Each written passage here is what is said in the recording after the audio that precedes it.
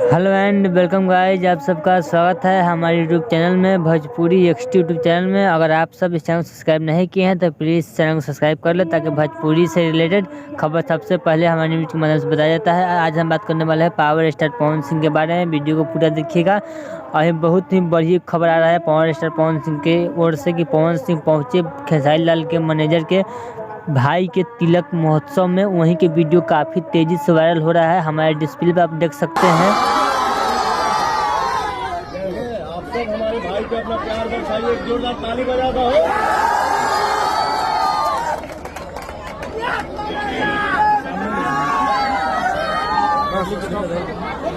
Video power star Pawan Singh का काफ़ी तेज़ी से इंस्टाग्राम पर वायरल हो रहा था। यह पवन सिंह का वीडियो खेसारी लाल के मैनेजर के भाई के तिलक महोत्सव में पावर स्टार पवन सिंह भी गए थे। वहीं का यह वीडियो है, शादी समारोह था, वहीं का वीडियो है। अगर आपको यह वीडियो अच्छा लगा तो हमारे चैनल को सब्सक्राइब कर ले ताकि भोजपुरी से रिलेटेड और न्यूज़ देखने को मिलेगा। चलिए मिलते हैं एक और न्यू अपडेट के साथ।